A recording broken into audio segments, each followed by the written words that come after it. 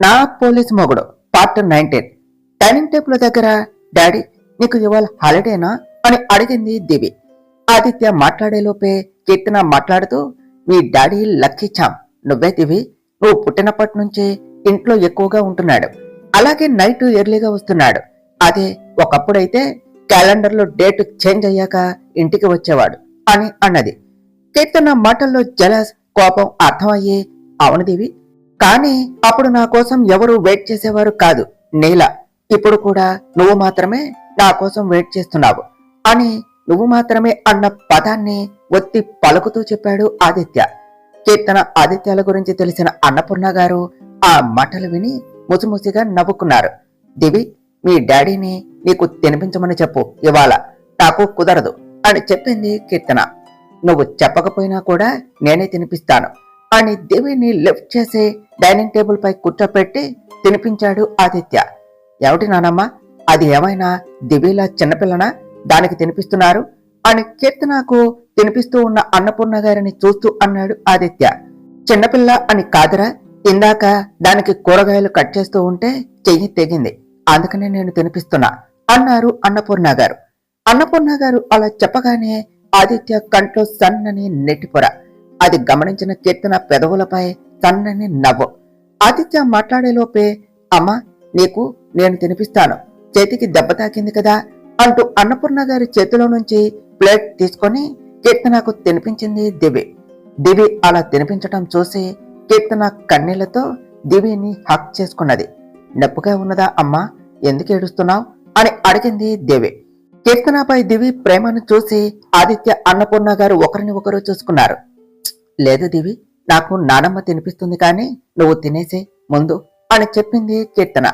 Daddy మన ఇద్దరికి తినిపిస్తాడు అమ్మా అని ఆదిత్య వైపు చూడగానే ఆదిత్య నవ్వుతూ కీర్తనకు తినిపించాడు. కీర్తన మాత్రం ఆదిత్య వేలు కొరికేసింది. అయినా కూడా ఆదిత్య ప్రేమగా కీర్తనకు దివికి తినిపించాడు.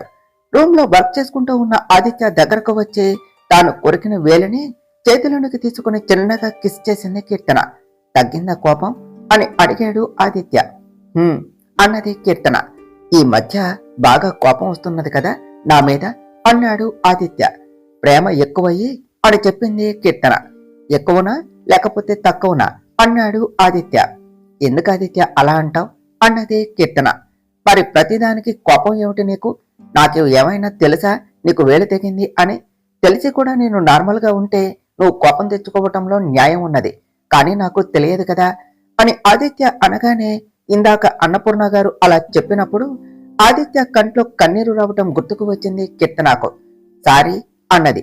కొత్తగా ఇదేమిటే అన్నాడు ఆదిత్య. మరి నిన్ను బాధ పెట్టాను కదా అని చెప్పింది కీర్తన.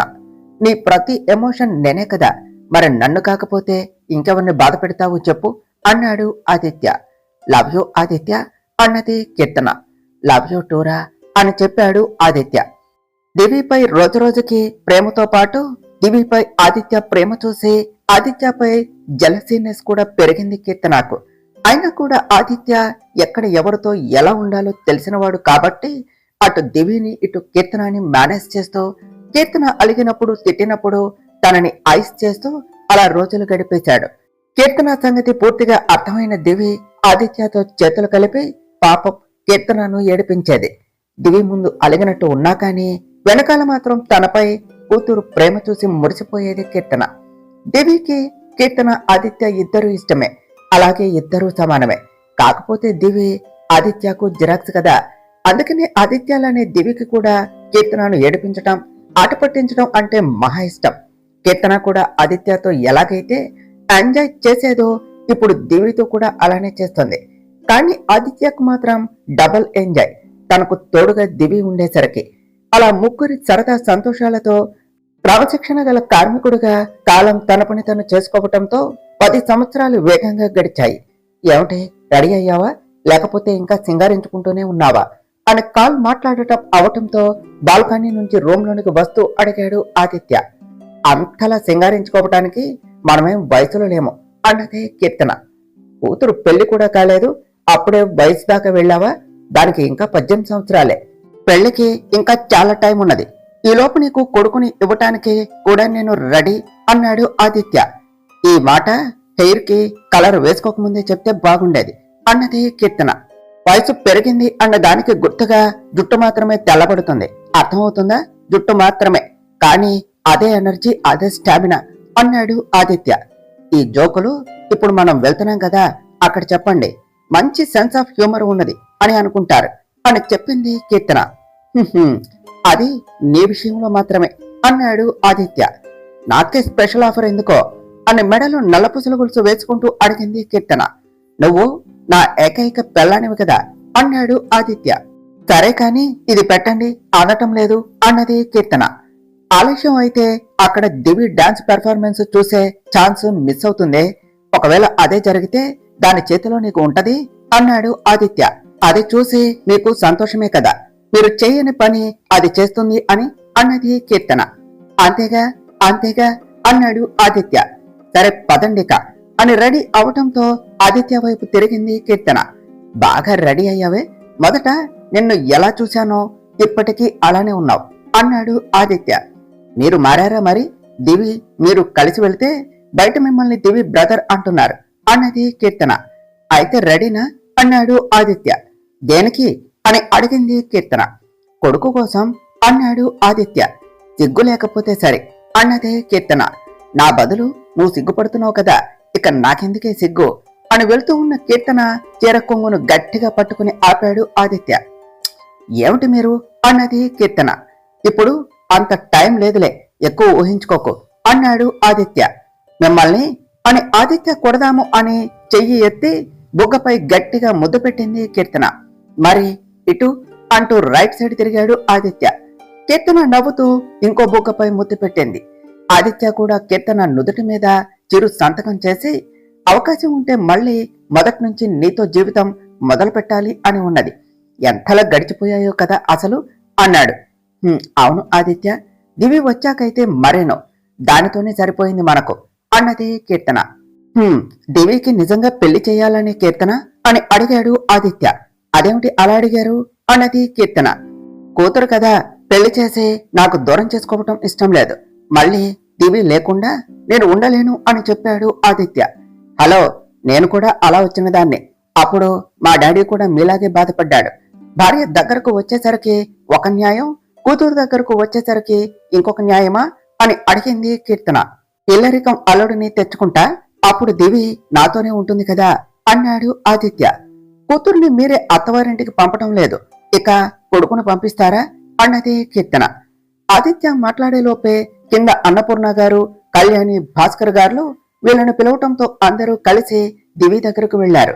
దివి ఒక డాన్స్ షోలో పార్టిసిపేట్ చేసింది. ఇవాళ ఫైనల్స్. అక్కడికి వీళ్ళు బయలుదేరారు. వీళ్ళు వెళ్లేసరికి దివి నేమ్ అప్పుడే అనౌన్స్ చేయటంతో అందరూ సంతోషంగా దివి పెర్ఫార్మెన్స్ చూస్తూ ఉన్నారు. అందరూ పార్టిసిపెంట్స్ డాన్స్ అయ్యాక ఫైనలైజర్ నేమ్ అనౌన్స్ చేస్తూ ఉన్నారు. అందరూ టెన్షన్ గా చూస్తూ ఉన్నారు. దివి కూడా అక్కడి నుంచే ఆదిత్య వైపు టెన్షన్ గా చూస్తూ ఉంటే ఆదిత్య కళ్ళతోనే భరోసా ఇచ్చాడు దివికి. సరిగ్గా అప్పుడే దివి పేరు వినపడటంతో ఎగిరి గంతేసింది దివి. దివి హ్యాపీనెస్ చూసే కుటుంబం అంతా కూడా హ్యాపీగా ఫీల్ అయ్యారు.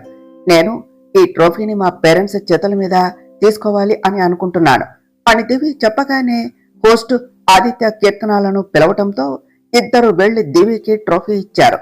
తనకు చెరోవైపు ఉన్న ఆదిత్య కీర్తనాలను సంతోషంగా చూస్తూ ట్రోఫీ తీసుకున్నది దివి.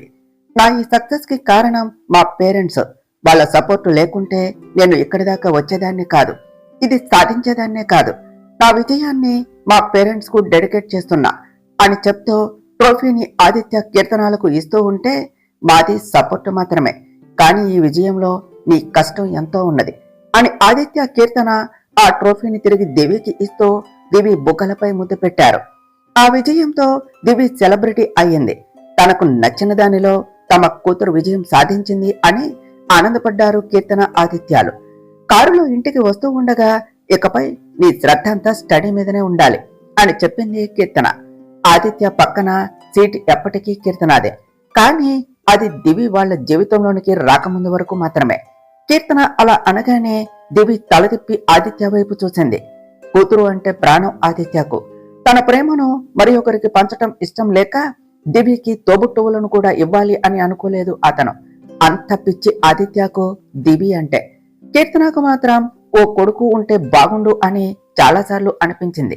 కాని ఆదిత్య ఉద్దేశం తెలిసాక ఆనందపడి ఆ ఆశను మనసులోనే సమాధి చేసుకున్నది. అసలే ఆమెకు అతనంటే ప్రాణం. ఎంత చెప్తే అంత. అతని ఇష్టాలే ఆమె సంతోషాలు. ఇకపై అయినా సరిగ్గా తిను అని చెప్పవలసింది పోయి చదువు గురించి మాట్లాడతావేమిటే నా తింగర పెళ్ళామా అన్నాడు ఆదిత్య. ఆదిత్య, నీకు ఎందుకు అర్థం కావటం లేదు? దివికి డాక్టర్ కావాలి అని ఆశ. డాక్టర్ అవటం అంటే అంత తేలికైన విషయం కాదు కదా అన్నది కీర్తన.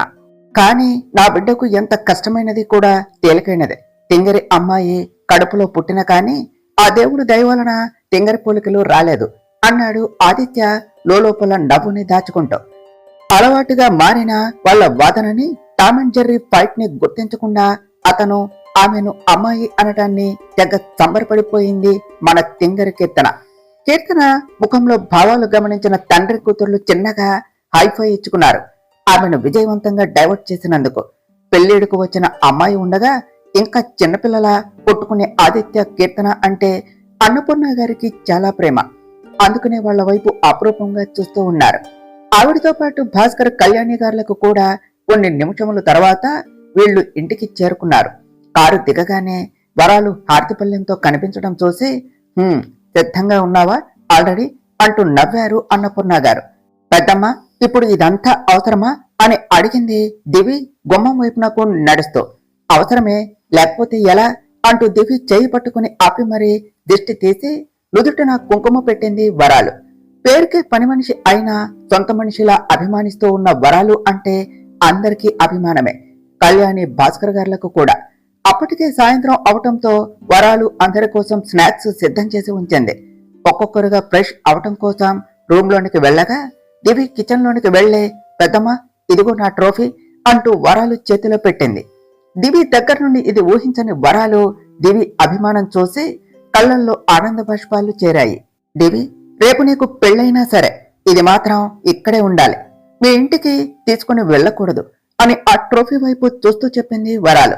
అలాగే అని చిరునవ్వుతో చెప్పింది దివి. వెళ్ళి ఫ్రెష్ అయ్యేసిరా అని అనటంతో ట్రోఫీ తీసుకుని కిచెన్ దాటి హాల్లోనికి వచ్చి ఆ ట్రోఫీని హాల్లోని సెట్ చేసి అప్పుడు రూమ్ లోనికి వెళ్ళింది దివి. మెట్లు ఎక్కుతూ రూమ్ వైపునకు అడుగులు వేశారు కీర్తన, ఆదిత్యాలు. ఆదిత్య ముందు వెళితే అతన్ని అనుసరిస్తూ కీర్తన వెళుతూ ఉన్నది. ఇద్దరి మధ్య 2 అడుగుల దూరం మాత్రమే ఉన్నది. వెనుక నుండి తన పోలీస్ మొగుడి కట్అవుట్ చూసి నడిచే కరెంటు లాంటి కుర్రాడిని చూసి కనెక్ట్ అయిపోయా అంటూ పాడుతూ ఉన్నది కీర్తన. ఆ పాట తన కోసమే అని అర్థమయ్యి ఆదిత్య శబ్దం రాకుండా నవ్వుకున్నాడు. వెనక ఉన్న ఆమెకు అతని నవ్వు కనిపించలేదు. క్షణాలు నిమిషాలయ్యాయి. వాళ్ళు రూమ్ లోనికి కూడా వచ్చారు. అయినా కూడా ఆదిత్య నుండి ఎలాంటి స్పందన రాకపోవటంతో ఆదిత్య, ఆ పాట నీకోసమే పాడాను అని చెప్పింది కీర్తన.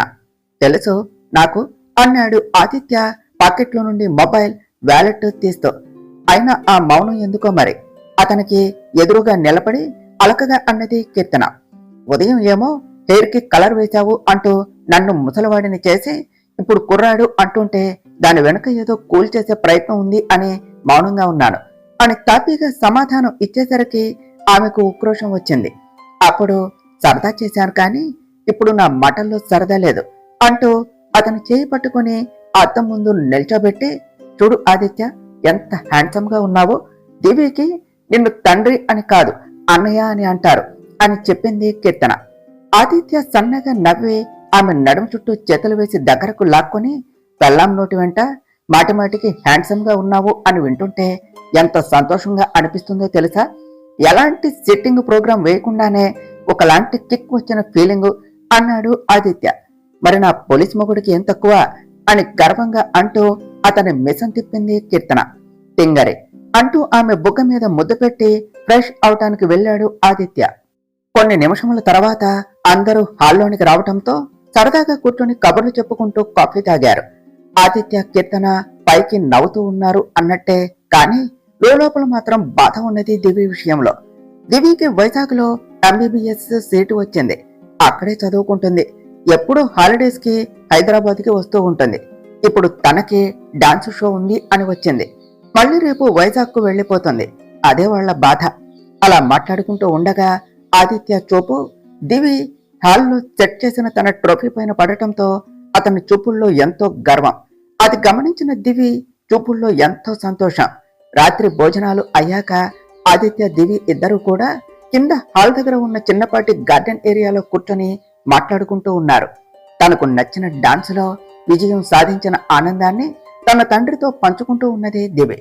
ఆదిత్య కూతురు మాటలు వింటూ అపురూపంగా చూస్తూ ఉన్నాడు కూతురు వైపే. సమయం అర్ధరాత్రి దాటినా కూడా ఆదిత్య ఇంకా రూంలోనికి రాకపోవటం చూసి కీర్తన రూమ్ దాటి బయటకు వచ్చింది. కూతురు మాటలు చాలా శ్రద్ధగా వింటూ ఉన్న ఆదిత్య మనసు తన అర్థాంగి రాకను గుర్తించింది. కీర్తనకు చీకటి అంటే భయం అని గుర్తుకు వచ్చి మళ్ళీ వస్తాన్రా అంటూ అక్కడి నుండి హాల్లోనికి వచ్చేసరికి ఆమె మెట్లు దిగకుండా అక్కడే ఆగటంతో వెళ్లి లైట్స్ ఆన్ చేశాడు ఆదిత్య. ఒక్కసారిగా ఆమె చుట్టూ వెలుగు నిండటంతో అప్పటి వరకు భయంతో తలదించిన కీర్తన ఇప్పుడు తల ఎత్తగానే ఎదురుగా ఆదిత్య కనిపించటంతో ఆదిత్య అంటూ మెట్లు దిగింది. కీర్తన వైపే చిరునవ్వుతో చూస్తూ ఉన్నాడు ఆదిత్య. కీర్తన పూర్తిగా మెట్లు దిగి ఆదిత్యను హత్తుకున్నది. కొన్ని సంవత్సరాల నుండి చూడనట్టుగా నన్ను చూడగానే ఆ కళ్ళల్లో మెరిపేమిటే అన్నాడు ఆదిత్య కీర్తన చుట్టూ చేతులు వేస్తూ.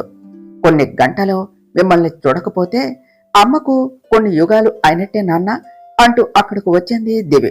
అవును అన్నట్టుగా కౌగిలి నుండే తల ఎత్తి ఆదిత్య కళ్ళలోనికి చూస్తూ ఉన్నది కీర్తన. ఆ చూపే అతని పెదాల్లో అందమైన నవ్వును తీసుకుని వచ్చింది.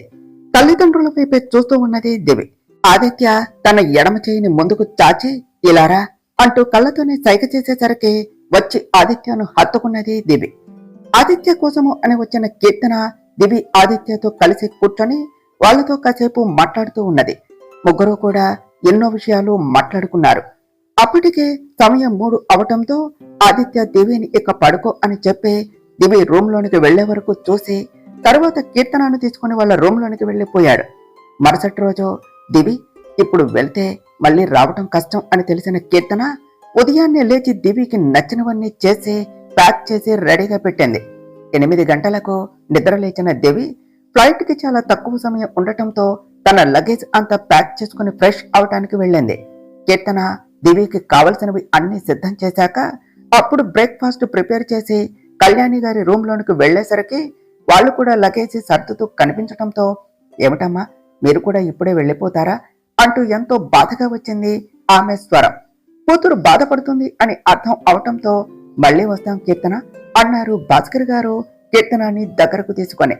ఎప్పుడో నాన్న మీరు అసలు భద్రాచలం దాటి వస్తారా అంటూ ఉన్న కీర్తన మాటకు మరి నువ్వు హైదరాబాదు దాటి వస్తున్నావా? ఒకప్పుడు మన ఊరు దాటని నువ్వు ఇప్పుడు పూర్తిగా రావటమే మానేశావు. ఇంకా మేమైనా అప్పుడప్పుడు వస్తున్నాం అన్నారు కళ్యాణి గారు. తల్లి మాటల్లో వాస్తవం ఉండటంతో మౌనంగా ఉన్నది కీర్తన. దివి కోసం మాత్రమే కాదు మీకోసం కూడా వచ్చాము. 2 రోజులు ఉన్నాం. మళ్ళీ ఇంకా ఎప్పుడైనా వస్తాం తల్లి సరేనా అన్నారు భాస్కర్ గారు కీర్తన తల నిమురుతో. అలాగే అన్నట్టుగా తల ఊపి కిందకు రండి నాన్న బ్రేక్ఫాస్ట్ చేద్దాం, నేను ఆదిత్యను పిలుచుకుని వస్తాను అంటూ అక్కడి నుండి ఆదిత్య దగ్గరకు వచ్చింది. రెడీ అయ్యి మొబైల్ తీసుకుంటూ ఉన్న ఆదిత్య తన దగ్గరికి వస్తూ ఉన్న కీర్తన వైపు చూసి ఏమైంది అలా ఉన్నావు అని అడిగాడు. తన మనసులో బాధను ఇట్టే గమనించిన అతని వైపు అభిమానంగా చూస్తూ అమ్మ వాళ్ళు కూడా వెళ్ళిపోతున్నారు ఆదిత్య అని దిగులుగా చెప్పింది కీర్తన. ఆదిత్య ఆమె చేయి పట్టుకుని వాళ్ళకి కూడా పనులు ఉంటాయి కదనే, ఇంకా నువ్వు వెళ్ళకపోయినా కూడా వాళ్ళు వస్తున్నారు ఇక్కడికి, ఇబ్బంది పెట్టకూడదు కదా అని ఆప్యాయంగా చెప్పాడు ఆదిత్య. ఆదిత్య స్పర్శలో తెలియని భరోసా కనిపించడంతో ఆమె మనసులో ఉన్న దిగులు అంత దూరం అయ్యి రండి బ్రేక్ఫాస్ట్ చేద్దాం అన్నది చిరునవ్వుతో. సరే పద అని బయటకు చెప్పి మనసులో కీర్తన కోసం అయినా లీవ్ పెట్టి ఆమెను తీసుకుని భద్రాచలంకు వెళ్ళాలి అని నిర్ణయించుకున్నాడు ఆదిత్య. వీళ్ళ ఇద్దరు కిందకు వచ్చేసరికి దివి కూడా రావటంతో అందరూ కలిసి బ్రేక్ఫాస్ట్ చేసి ఎయిర్పోర్ట్ కు స్టార్ట్ అయ్యారు. అనౌన్స్మెంట్ రాగానే దివి అందరినీ హత్తుకుని వాళ్ళకి వీడ్కోలు చెప్పి వైజాగ్ కు స్టార్ట్ అయ్యింది. తర్వాత కళ్యాణి భాస్కర్ గారు అక్కడి నుండి రైల్వే స్టేషన్ కు వెళ్లి భద్రాచలంకు స్టార్ట్ అయ్యారు. ఆదిత్య కీర్తనాని అన్నపూర్ణ గారిని ఇంటి దగ్గర డ్రాప్ చేసి స్టేషన్ కు వెళ్లాడు. కొన్ని సంవత్సరములు గడిచాయి. దివ్యకి ఇప్పుడు 24 సంవత్సరములు. తన MBBS కూడా పూర్తయి కార్డియాలజీలో పోస్ట్ గ్రాడ్యుయేట్ చేస్తూ ఉన్నది. కార్డియాలజిస్ట్ అవ్వాలి అన్నది తన కోరిక. ఈ 6 సంవత్సరాలలో తను హైదరాబాద్కు వచ్చినది చాలా తక్కువ. ఆదిత్య కీర్తన వాళ్ళు వైజాగ్ కు వెళ్లినది ఎక్కువ. దివికి రావాలి అన్నా కుదరదు. అలా అని దివిని తోడకుండా ఆదిత్య కీర్తన ఉండలేరు. అందుకనే ఆదిత్యకు కుదిరినప్పుడల్లా ఇద్దరూ కలిసి దివి దగ్గరకు వెళతారు. అలానే ఈ రోజు కూడా ఆదిత్య కీర్తన వైజాగ్ కు స్టార్ట్ అయ్యారు ఫ్లైట్ లో. దివికి చెప్పకూడదు అని అనుకున్నారు. కానీ మళ్ళీ తను కాలేజీకు వెళితే వీళ్ళు ఇంత దూరం వచ్చినది వృధా అవుతుంది అన్న ఆలోచనతో చెప్పారు. దానితో దివి బ్రేక్ఫాస్ట్ చేయకుండా తన తల్లిదండ్రుల కోసం ఎదురు చూస్తూ ఉన్నది. ఎయిర్పోర్ట్ నుండి దివి ఉండే ప్లేస్ కు స్టార్ట్ అయిన ఆదిత్య కీర్తన వాళ్ళు మధ్యలో ట్రాఫిక్ లో స్ట్రక్ అయ్యారు. అక్కడ దివి ఏమో కీర్తనకు కాల్స్ మీద కాల్స్ చేస్తూ ఉన్నది. ఆ ట్రాఫిక్ కి కారణం అక్కడ జరుగుతూ ఉన్న చిన్న గొడవ. అనుకోకుండా ఇతర వెహికల్ డాష్ ఇచ్చుకోవటంతో అది పెద్ద గొడవగా మారి రోడ్డు మీద ట్రాఫిక్ ను సృష్టించేలా చేసింది. క్యాబ్ లో ఉన్న ఆదిత్యకు ఇక చిరాకు లేచి కారు దిగగానే ఆ ఇద్దరు వ్యక్తులతో 26 సంవత్సరముల యువకుడు కనిపించాడు. అది కూడా వాళ్లను ఏదో అభ్యర్థిస్తూ. అది చూసిన ఆదిత్య నొసలు ముడిపడ్డాయి, అడుగులు ముందుకు పడ్డాయి. అయితే గొడవను తగ్గించి ట్రాఫిక్ ని క్లియర్ చేయాలి కానీ ఇతనేమిటి ఏదో రిక్వెస్ట్ చేస్తున్నాడు అని అనుకుంటూ ఉన్న ఆదిత్య ముఖంలో ఆశ్చర్యం. ఏమైంది అని ఆదిత్య చాలా సహజంగా అడిగాడు ఆ ఇద్దరు వ్యక్తులను. నిమిషాలు గడుస్తూ ఉన్నా ఎవరూ పట్టించుకొని అక్కడికి ఆదిత్య వచ్చేసరికి ఆ అబ్బాయిలో ఆశ చిగురించింది. సార్, వీళ్ళని కాస్త ఇదంతా క్లియర్ చేయమని చెప్పరా? మా అమ్మ అక్కడ ఆటోలో ఉంది. తనకి హార్ట్ లో పెయిన్ ఉంది అంటే హాస్పిటల్ కు తీసుకుని వెళ్తున్నాను. మధ్యలో స్పృహ కోల్పోయింది. నాకు చాలా భయంగా ఉంది అని అన్నాడు ఆ అబ్బాయి. అతని గొంతులో బాధ, భయం స్పష్టంగా అర్థమైన ఆదిత్య ఆ ఇద్దరు వ్యక్తుల వెహికల్స్ ని పరిశీలించగా ఒక్క వెహికల్ కు మాత్రమే చిన్నగా డ్యామేజ్ అయింది. అలాగే ఏ వెహికల్ ముందు ఉన్నది, ఏ వెహికల్ వెనక ఉన్నదో అర్థం అవటంతో సేఫ్ గా ఉన్న వెహికల్ ఓనర్ వైపు చూస్తూ తప్పు నీదే, ఆ డ్యామేజ్ కి ఖర్చులు నువ్వు భరించవలసిందే అన్నాడు ఆదిత్య. నేనెందుకు ఇవ్వాలి, నేను ఇవ్వను అన్నాడు అతను తెలివిగా.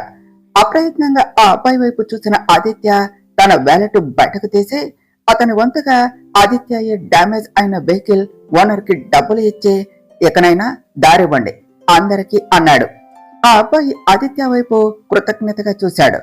అక్కడ ఓ తల్లి ప్రాణం, ఇక్కడ ఓ కొడుకు ఆవేదన అర్థం చేసుకున్న ఆదిత్య డబ్బులు ఇచ్చి ట్రాఫిక్ అంతా క్లియర్ చేయించాడు. తల్లి లేకపోతే జీవితం ఎలా ఉంటుందో అతనికి స్వయంగా తెలుసు కాబట్టే తప్పు అతను చేయకపోయినా కానీ పరిహారం చెల్లించాడు. రోడ్డు మీద ట్రాఫిక్ అంతా క్లియర్ అయ్యాక ఆదిత్య ఆ అబ్బాయి వైపు చూస్తూ, ఆటోలో వెళ్తే ఆలస్యం అవుతుంది, నాతో పాటు క్యాబ్ లో తీసుకుని వెళ్తాను మీ అమ్మగారిని, నువ్వు కూడా రా అన్నాడు ఆదిత్య. అలాగే అంటూ ఆ ఆటో వాడికి డబ్బులు ఇచ్చి వాళ్ళ అమ్మగారిని ఎత్తుకుని క్యాబ్ లో వెనుక వైపు కూర్చున్నాడు అతను. వాళ్ళ అమ్మగారి కాళ్ళ దగ్గర కీర్తన కూర్చుంటే ఫ్రంట్ సీట్ లో ఆదిత్య కూర్చొని, మా కోసం చూడకు దివి, నువ్వు తినేసే, మేము హాస్పిటల్ కు వెళ్తున్నాం అని జరిగినది అంతా దివికి మెసేజ్ చేశాడు ఆదిత్య. ఆ మెసేజ్ చూసిన దివికి ఆ అబ్బాయి పరిస్థితి చూసి జాలి కలిగింది. సిచ్యువేషన్ ఎంత క్రిటికల్ గా ఉంటుందో అని ఆమె బడిబడిగా బ్రేక్ఫాస్ట్ చేసి ఆదిత్య ద్వారా హాస్పిటల్ ఎక్కడో తెలుసుకుని అక్కడకు వెళ్ళింది. వెళ్లేసరికి ఆదిత్య, కీర్తన ఇద్దరు కూడా ఒక అతన్ని ఓదార్చటం చూసి మౌనంగా వెళ్లి ఆదిత్య పక్కన నిలబడి, ఇదే ఫస్ట్ టైమా మీ మదర్ కు అలా పెయిన్ రావటం అని అడిగింది దివి ఆ అబ్బాయి వైపు చూస్తూ. అవును అన్నట్టుగా తల ఊపాడు అతను. మీ అమ్మగారికి ఏమీ అవ్వదు, చూస్తూ ఉండు, డాక్టర్ వచ్చి అవుట్ ఆఫ్ డేంజర్ అని చెప్తారు అన్నది దివి. ఆ మాటకు అతను చిన్నగా నవ్వగా ఆదిత్య, కీర్తన ఇద్దరూ కూడా తమ కూతురు వైపే రెప్ప వేయకుండా చూస్తూ ఉన్నారు. అవును, ఆ అబ్బాయి ఇంతకీ మీ నాన్నగారికి సమాచారం ఇచ్చావా? ఈ పరిస్థితిలో ఆవిడకు నీకంటే ఎక్కువగా ఆయనే భరోసా, ధైర్యం ఇవ్వగలరు అంటూ ఉన్న దివి మాటలకు అతని పిడికిలి బిగుసుకోవటం ముగ్గురు గమనించారు.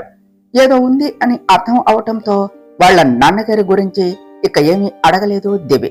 కానీ ఓ డాక్టర్ గా ఆలోచించి, ఆ అబ్బాయి నాన్నగారి విషయంలో ఏదో స్ట్రెస్ తీసుకున్నట్టు ఉన్నారు ఆంటీ, అందుకే తనకి హార్ట్ లో పెయిన్ వచ్చింది, అసలు ఏమై ఉంటుంది అని అనుకున్నది మనసులో. ఆ అబ్బాయి మాత్రం క్షణానికి ఆపరేషన్ థియేటర్ వైపే చూస్తూ ఉన్నాడు. కొన్ని నిమిషములు గడిచాక డాక్టర్ బయటకు రావటం చూసి పరుగున ఆయన దగ్గరకు వెళ్లి, మా అమ్మకు ఎలా ఉంది డాక్టర్ అని అడిగాడు ఆ అబ్బాయి కంగారుగా భయంగా ఎలాంటి వార్త వినవలసి వస్తుంది అని అతని భయం. అతను అడిగిన విధానంలో అతనికి వాళ్ళ అమ్మ అంటే ఎంత ప్రేమో అర్థమైంది ఆదిత్య కుటుంబం మొత్తానికి. భయపడవలసిన పని లేదు, అవుట్ ఆఫ్ డేంజర్. కానీ ఇది మొదటిసారి కాబట్టి ఏమీ అవ్వలేదు. కానీ ఇలానే తరచుగా వస్తే మా చేతిలో కూడా ఏమీ ఉండదు. మితిమీరిన స్ట్రెస్ వలనే తక్కువ ఏజ్లోనే హార్ట్లో పెయిన్ అంటూ హాస్పిటల్కు వచ్చారు మీ అమ్మగారు. ఆ విషయంలో జాగ్రత్త తీసుకోండి కొంచెం అని చెప్పి అక్కడి నుండి వెళ్లిపోయారు డాక్టర్. స్ట్రెస్ అనగానే ఆదిత్య వాళ్లకు విషయం అర్థమయ్యి మౌనంగా ఉంటే అప్పటికే అతని ముఖం మీద నరాలు తేలాయి క్రోధం వలన. మీ అమ్మగారిని చూద్దాం పద నాన్న అని అతను చేయి పట్టుకుని ఆప్యాయంగా అన్నది కీర్తన అతన్ని డైవర్ట్ చేయటం కోసం. హా ఆంటీ అంటూ అతను లోనికి కదలగా అతను పిలిచిన పిలుపుకి అప్రయత్నంగా ఆదిత్య వైపు చూసింది కీర్తన. నీ కూతురు వయసే నీ వయసులో సగం ఉన్నప్పుడు నువ్వు ఆంటీవి అవ్వక అమ్మాయి అవుతావా అన్నాడు ఆదిత్య. వాళ్ళ మాటలకు చిన్నగా నవ్వుకుని లోనికి వెళ్ళింది దివి. వెనకే ఆదిత్య కీర్తన కూడా. ఇంకా స్పృహలో లేని వాళ్ళ అమ్మ చేతిని పట్టుకుని బాధపడుతున్న అతని భుజం మీద ఓదార్పుగా చేయి వేసింది దివి. నాకు చాలా భయంగా ఉంది అన్నాడు అతను. ఏమి కాదు, మీ అమ్మగారు ఎప్పుడూ నీతోనే ఉంటారు. తనని సంతోషంగా చూసుకోవాల్సిన బాధ్యత నీకు ఉన్నది. అలాగే నువ్వు ఒకటి గుర్తుపెట్టుకో, నీ సంతోషంలోనే ఆవిడ సంతోషం దాగి ఉంది అని చెప్పింది దివి. ఆదిత్య కీర్తన ఇద్దరూ కూడా దివి వైపే చూస్తూ ఉన్నారు. ఆమె ఓ డాక్టర్గా అతన్ని ఓదార్చడం లేదు. అలాగే సాటి మనిషి అంటూ మాటల్లో మర్యాద లేదు. ఎప్పటి నుంచో పరిచయం ఉన్న వ్యక్తితో మాట్లాడినట్టు మాట్లాడుతూ ఉన్నది. డాక్టర్ చెప్పాక నా భయం రెట్టింపు అయింది అన్నాడు అతను. ఆయన చెప్పింది అబద్ధం అని కాబోయే డాక్టర్గా నేను నీకు అబద్ధాలు చెప్పలేను. హార్ట్ విషయంలో ఎంత జాగ్రత్తగా ఉండాలో తెలుసా? అదే మన ఆయుష్ని నిర్ణయిస్తుంది. మీ జీవితంలో ఏదో చేతుగతం ఉంది అని అర్థమవుతుంది. కానీ ఆ గతాన్ని నువ్వు నీ జీవితంలో నుండి తీయవచ్చు. కానీ మీ అమ్మగారు తీయలేకపోయారు. అందుకే ఇప్పుడు తనకి ఇలాంటి పరిస్థితి వచ్చింది. సంతోషాల్ని మళ్ళీ మళ్ళీ కోరుకోవచ్చు, కానీ బాధను మాత్రం కాదు. ముందు నువ్వు ధైర్యంగా ఉండి మీ అమ్మగారికి భరోసా ఇవ్వు, సరేనా అని చాలా మృదువుగా చెప్పింది దివి. దివి మాటలు విన్న అతను ఆమె వైపు అలానే చూస్తూ ఉన్నాడు. ఆదిత్య కీర్తన మాత్రం సంతోషంగా చూస్తూ ఉన్నారు తమ కూతురు వైపు. ఆమె ప్రతి మాట కూడా తాను ఎంత పెద్దదయ్యిందో, ఆమె మనసు ఎంతలా పరిణితి చెందిందో చెప్పకనే చెప్తూ ఉన్నది. అందుకే ఆదిత్య కీర్తనాలకు అంత సంతోషం. ఇంతలో ఆ అబ్బాయి వాళ్ళ అమ్మగారు చిన్నగా కళ్ళు తెరిచారు. అది గమనించిన దేవి, ఆంటీ మీకేమీ కాలేదు, ఏదో అయింది అని బెంగ పెట్టుకోకండి, మీరు పర్ఫెక్ట్ అని డాక్టర్ చెప్పారు అని అన్నది. డాక్టర్ ఏ విధంగా అయినా చెప్తారు, కానీ నా పరిస్థితి ఏమిటో నాకు తెలుస్తూ ఉన్నది. నాకు ఏమైనా అయితే నా కొడుకు ఏమైపోతాడో అన్న దిగులు నాలో ఇంకా రెట్టింపు అయింది అని అతని వైపు బాధగా చూస్తూ చెప్పారు ఆవిడ. ఆమె మాట, ఆమె బాధ ఓ తల్లికి కొడుకుగా ఆదిత్యకు బాగా కనెక్ట్ అయ్యాయి. ఆదిత్య కూడా అలాంటి సిచ్యువేషన్ నుండి వచ్చినవాడే కదా. ఇంకా తనకి అన్ని తానే అన్నపూర్ణ గారు ఉన్నారు. అలానే పెంచారు, ప్రేమను పంచారు. కానీ ఆ అబ్బాయికు వాళ్ళ నాన్న గురించి చర్చ రాగానే అతనిలో కోపం స్పష్టంగా కనపడింది ఆదిత్యకు. దానితో ఆదిత్యకు అర్థమైంది కూడా, అతనికి అమ్మ తప్ప మరే తోడు లేదు అని. మీ అబ్బాయి గురించి మీరు పడే దిగులో మరింతగా మీ ఆరోగ్యాన్ని క్షీణిస్తుంది. మీకే తెలియకుండా మీ అబ్బాయికి బాధ ఇచ్చిన వారు అవుతారు. మీ అబ్బాయికి పెళ్లి చేయండి, అప్పుడు మీ మనసులో ఉన్న దిగులు దూరం అవుతుంది అన్నాడు ఆదిత్య. ఆ మాటకు ఆశగా చూశారు ఆవిడ వాళ్ళ కొడుకు వైపు. కాని ఆ అబ్బాయి మాత్రం కోపంతో తల పక్కకు తిప్పేశాడు. నాన్న, మేము మళ్ళీ వస్తాం అని ఆ అబ్బాయి చేయి పట్టుకుని బయటకు వెళ్ళింది దేవి. ఎందుకు ఇలా లాక్కెళుతుంది అని ఆమెను అనుసరిస్తూ ఉన్న అతనిలో ఆశ్చర్యం, అయోమయం. ఆదిత్య కీర్తనాలకు కూడా అంతే. కీర్తన ఆవిడకు మరో పక్కన చేరి, డాక్టర్ చెప్పేటప్పుడు నేను కూడా ఉన్నాను, మీకు అంతా బాగుంది అని, ఎలాంటి సమస్య లేదు అని చెప్పారు. కాబట్టి మీరు దేని గురించి కూడా ఎక్కువగా ఆలోచించకండి, బాధపడకండి అని ఆవిడ చెయ్యి పట్టుకుని ధైర్యం చెప్పింది. ఆదిత్య సన్నగా నవ్వుతూ కీర్తన వైపే చూస్తూ ఉన్నాడు. మా అబ్బాయిని తీసుకుని బయటకు వెళ్ళిన అమ్మాయి మీ అమ్మాయా అని అడిగారు ఆవిడ. అవును, నా కూతురే అని కీర్తన కంటే ముందు సమాధానం ఇచ్చాడు ఆదిత్య. అలా చెప్తున్నప్పుడు అతని మాటల్లో సంతోషం, గర్వం కీర్తన గమనించింది. ఓయ్, ఏమిటి నువ్వు చేసింది అని దగ్గర ఆగి అతని వైపు చూస్తూ అడిగింది దివి. నేనేం చేశాను? నువ్వేగా నన్ను ఇలా తీసుకుని వచ్చావు అన్నాడు అతను. చూడు డాక్టర్, మీ అమ్మగారు గురించి ఏం చెప్పారో మర్చిపోయావా? మీ అమ్మగారు పెళ్లి అనగానే అవుతుందా ఏమిటి? నీకు పెళ్లి మీద అయిష్టం ఉంది అని అర్థమవుతుంది. ఆవిడ సంతోషం కోసం అయినా ఆ మాట అన్నప్పుడు కోపం తెచ్చుకోకుండా ఉంటే ఏమవుతుంది? నువ్వు ఇలా చేసేసరికి ఇంకా ఆవిడలో దిగులు ఎక్కువ అవుతుంది. చూడు, నేను కూడా కాబోయే డాక్టర్నే, అది కూడా కార్డియాలజిస్ట్. నీకు పెళ్ళయ్యి పిల్లలు పుట్టి వాళ్ళు కాలేజీకి వెళ్లే సమయంలో రావాల్సిన హార్ట్ అటాక్ ఇప్పుడు వచ్చింది అంటే ఆవిడ ఎంతగా ఆలోచిస్తున్నారో, దేని గురించి స్ట్రెస్ తీసుకుంటున్నారో అర్థం చేసుకో. ఫస్ట్ టైం కాబట్టే ఇప్పుడు మనతో ఉన్నారు, కానీ ఇదే రిపీట్ అయితే చాలా కష్టం. చాలా అంటే చాలా. నువ్వు అనాథ అయ్యేంతలా మనిషిగా కాకపోయినా డాక్టర్గా చెప్తేనే నీకు అర్థమవుతుందేమో. మీ నాన్నగారితో మీకు ఏవో గొడవలు ఉన్నాయి అని అర్థమవుతుంది, కానీ మీ అమ్మగారి మనసులో ఏముందో తెలుసుకో. కుటుంబంతో సంతోషంగా ఉండాలి అనా, లేకపోతే ఆయన నుండి దూరంగా రావాలి అని, ఆనందంగా ఉండాలి అని? ఒకవేళ అదే అయితే ఆయన ఇచ్చిన బాధని నీ ప్రేమతో దూరం చెయ్యి. అప్పుడు మీ అమ్మగారు చాలా సంతోషంగా ఉంటారు. అంతేకాని నీ భావాలను బయటపెట్టి మీ అమ్మగారిని మరింతగా బాధ పెట్టకు. నీకు ఎలాగైతే మీ అమ్మ తప్ప ఎవరూ లేరో తనకు కూడా అంతే. ఈ విషయాన్ని దృష్టిలో పెట్టుకో ఎప్పటికీ. 2 క్షణాల తర్వాత మీ వ్యక్తిగత విషయాల్లోనికి ఇన్వాల్వ్ అయ్యి సరిగ్గా పరిచయం లేకపోయినా కూడా నీకు ఇంత క్లాస్ ఇస్తున్నా అని నువ్వు అనుకుంటే అందుకు నన్ను క్షమించు అని చెప్పేసి ఆదిత్య దగ్గరకు వెళ్లిపోయింది దివి. అక్కడే ఉన్న అతను దివి చెప్పిన మాటల గురించి ఆలోచిస్తూ ఉన్నాడు. ఇప్పటి వరకు వాళ్ళ నాన్న విషయంలో ఆవేశంగా ఉన్న అతను ఇప్పుడు దివి మాటల వలన ఆలోచనకు పని చెప్పాడు. అంతలోనే వాళ్ళ అమ్మగారు గుర్తుకు రావటంతో పరుగున అక్కడికి వెళ్ళాడు. అతను వెళ్లేసరికి ఆదిత్య కుటుంబంతో నవ్వుతూ మాట్లాడుతూ కనిపించారు ఆవిడ. చాలా రోజుల తర్వాత తన తల్లి ముఖంలో కనిపిస్తూ ఉన్న చిరునవ్వును అలాగే చూస్తూ వెళ్లి ఆవిడ పక్కన చైర్లో కూర్చున్నాడు అతను. భయపడ్డావా అని కొడుకు చేతిపైన చెయ్యి వేసి అడిగారు అతని తల్లిగారు అయిన శారదా గారు. అవునమ్మా, కానీ ఇప్పుడు అంతకంటే రెట్టింపుగా ఆనందంగా ఉన్నాను, నీకేమి కాలేదు అని అర్థం అవటంతో అన్నాడు అతను. ఆవిడ బదులుగా నవ్వే పెళ్లి గురించి ఏమంటావు కన్నయ్య అని అడిగారు. ఆవిడ కన్నయ్య అని పిలవగానే ఆదిత్యకు అన్నపూర్ణ గారు గుర్తుకు వచ్చారు. అప్పుడు గుర్తుకు వచ్చింది ఆదిత్యకు ఫ్లైట్ దిగినప్పటి నుండి అసలు అన్నపూర్ణ గారికి కాల్ చేయలేదు అని. వెంటనే అక్కడి నుండి బయటకు వచ్చే ముందు చేయవలసింది, నానమ్మ ఎంత టెన్షన్ పడుతుందో ఏమిటో అని అనుకుంటూ అన్నపూర్ణ గారికి కాల్ చేశాడు. ఈయన ఏమిటి ఇంత సడన్ గా బయటకు వెళ్లారు అనుకుంటూ బయటకు వచ్చిన కీర్తనకు ఆదిత్య కనిపించటంతో వెళ్లి అతని పక్కన నిలబడింది. అన్నపూర్ణ గారు కాల్ లిఫ్ట్ చేయగానే సారీ నానమ్మ అన్నాడు ఆదిత్య నిజాయితీగా. ఆ సారీ ఏమిటి అనుకుంటూ ఆదిత్య వైపు ప్రశ్నార్థకంగా చూస్తూ ఉన్నది కీర్తన. దేనికి కన్నయ్య అన్నారు అన్నపూర్ణ గారు. మా గురించి నువ్వు టెన్షన్ పడుతూ ఉంటావు కదా, నేనేమో నీకు అస్సలు ఒక కాల్ కూడా చేయలేదు అంటూ ఆదిత్య మాట్లాడబోతూ ఉండగా మధ్యలో అన్నపూర్ణ గారు అందుకుని, కన్నయ్య ఒక్క నిమిషం రా, నేను చెప్పేది విను. నువ్వు చేయకపోయినా కానీ నాకు నా మనవరాలు కాల్ చేసి సమాచారం ఇచ్చింది అని చెప్పారు అన్నపూర్ణ గారు. కీర్తన తన పక్కనే ఉన్నది.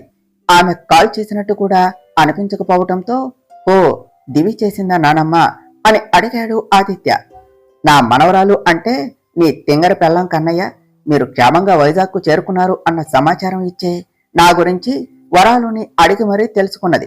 నేను తిన్నానా లేదా అని చెప్పారు అన్నపూర్ణ గారు. నన్ను అంటపెట్టుకునే ఉన్నది కదా, ఇది ఎప్పుడు చేసింది అని అనుకుంటూనే అన్నపూర్ణ గారికి సమాధానం ఇచ్చినందుకు కీర్తన వైపు చిరునవ్వుతో చూస్తూ హా అవునా నానమ్మా అన్నాడు ఆదిత్య. అవునరా, ఇంతకీ దివ్యని కలిశారా? దానితో ఒకసారి వీడియో కాల్ చేయించు అన్నారు అన్నపూర్ణ గారు. తర్వాత చేయిస్తాను నానమ్మ, మేము ఇక్కడ హాస్పిటల్లో ఉన్నాం అని జరిగినది అంతా వివరించాడు ఆదిత్య. మరి ఇప్పుడు ఎలాంటి సమస్య లేదు కదా కన్నయ్య అని అడిగారు అన్నపూర్ణ గారు. ఆవిడ మాటల్లో జాలి శారదా గారి మీద. హార్ట్ ప్రాబ్లమ్స్ గురించి కూడా నీకు తెలియంది కాదు కదా నానమ్మ, మళ్ళీ ఆ అబ్బాయి ఏమీ స్కూల్కు వెళ్లే పిల్లాడు కూడా కాదు. వాళ్ళ అమ్మగారికి ఇప్పుడు బాగున్నా కానీ తర్వాత ఏమిటో అన్న దిగులు, భయం అతనిలో ఉన్నది. ఆవిడకేమో తన కొడుకు గురించి బెంగ. వాళ్ళ నాన్నగారితో ఏవో సమస్యలు ఉన్నాయి నానమ్మ. ఒకరికి ఒకరు తప్ప ఇంకెవ్వరూ లేరు వాళ్లకు. ఆవిడకు ఏమైనా అయితే తన కొడుకు పరిస్థితి ఏమిటి అని ఇప్పటి నుండే ఆలోచిస్తూ బాధపడుతున్నారు పాపం అన్నాడు ఆదిత్య. ఆ భగవంతుడు ఏమిటో ఏమోరా, తల్లిదండ్రులు కావాలి అనుకున్న వాళ్లకే దూరం చేస్తాడు. కన్నయ్య, ఆలస్యం అయినా పర్వాలేదు, కానీ కాస్త వాళ్ళని దగ్గరుండి చూసుకోండి. ఆర్థికంగా కూడా సహాయం చేయండి. అన్నిటికంటే ముఖ్యం మానసిక ఆనందాన్ని ఇవ్వు. నువ్వు అన్నావు కదా వాళ్లకు ఎవరూ లేరు అని. ఆ బాధను దూరం చేసినట్టు అయితే వాళ్ళ సమస్యలు సగం భారం తీరినట్టే అని చెప్పారు అన్నపూర్ణ గారు. అలాగే నానమ్మ, నువ్వు జాగ్రత్త అన్నాడు ఆదిత్య. వరాలు ఉన్నది కదా కన్నయ్య, నాతో మీరు జాగ్రత్త. వీలు ఉన్నప్పుడు దేవితో మాట్లాడించు అన్నారు అన్నపూర్ణ గారు. సరే నానమ్మ, ఇక ఉండనా అన్నాడు ఆదిత్య. అలాగే కన్నయ్య అంటూ కాల్ కట్ చేశాడు ఆదిత్య. ఏ తింగరే, నాకు తెలియకుండా నాన్నమ్మకు ఎప్పుడు కాల్ చేశావే? కొంపదీసి ఇంట్లో ఖాళీగా ఉంటున్నాను అన్న ఆలోచనతో మాయలు మంత్రాలు నేర్చుకోలేదు కదా అని మొబైల్ పాకెట్లో పెట్టుకుంటూ అడిగాడు ఆదిత్య. నేనేదో చేసినట్టు అంత ఎంక్వైరీ ఎందుకు చేస్తున్నావు ఆదిత్య అని అడిగింది కీర్తన. చాలు కాని సమాధానం చెప్పు ఆంటీ అన్నాడు ఆదిత్య. ఆ అబ్బాయి ఆంటీ అన్నప్పుడు కీర్తన ఎక్స్ప్రెషన్ గుర్తుకు వచ్చి, ఇలా అంటే నేను అస్సలు చెప్పను పో అని మూతి బిగించి అలకగా అన్నది కీర్తన. చెప్పకు, దానివల్ల నాకు వచ్చే లాభం కూడా లేదు. నాన్నమ్మకు టెన్షన్ దూరం అయింది నీ కాలు వలన, అది చాలు నాకు అన్నాడు ఆదిత్య. చిరుకోపంగా చూస్తూ ఉన్నది కీర్తన తన పోలీస్ మొగుడు వైపు. శారదా గారు అలా అడగగానే దివి మాటలే గుర్తుకు వచ్చాయి అతనికి. అందుకనే దివి వైపు చూస్తూ చేసుకుంటాను అమ్మా త్వరలో అని చెప్పాడు. పరిచయం లేకపోయినా పెళ్లి అనేది అతనికి నచ్చకపోయినా కూడా తన మాటలు విన్నాడు అన్న ఉద్దేశంతో అతని వైపు చూస్తూ నవ్వింది దివి. కొన్ని నిమిషముల క్రితం పెళ్లి గురించి అడగగానే అతను కోపంతో ముఖం పక్కకు తిప్పటం, ఇప్పుడేమో దివి వైపు చూస్తూ చేసుకుంటాను అనటం, ఆ మాట విని దివి నవ్వటం గమనించిన శారదా గారికి వాళ్ళ అబ్బాయి చేసుకోబోయేది దివినే ఏమో అని అభిప్రాయపడ్డారు. తల్లి చూపులు గమనించిన అతను, ఆ అమ్మాయి నాకు ఇప్పుడే తెలుసమ్మా, ఇప్పటి వరకు ఇక్కడ ఉన్నారు కదా, ఆయన నాకు సహాయం చేశారు, వాళ్ళ అమ్మాయే ఈ అమ్మాయి అని చెప్పాడు. శారదా గారి చూపులు గమనించిన దేవి అతని మాటలు విని, ఇప్పుడు ఇతను నన్ను ఎందుకు పరిచయం చేస్తున్నాడు అని మనసులో అనుకుని అక్కడ ఉన్న శారదా గారి హెల్త్ రిపోర్ట్స్ తీసుకొని పరిశీలిస్తూ ఉన్నది. తర్వాత ఏమి జరిగిందో నెక్స్ట్ పార్ట్లో తెలుసుకుందాం ఫ్రెండ్స్. డియర్ ఫ్రెండ్స్, మీకు గనక ఈ కథ నచ్చినట్లయితే మీ అభిప్రాయాలను కామెంట్ల రూపంలో తెలియచేయండి.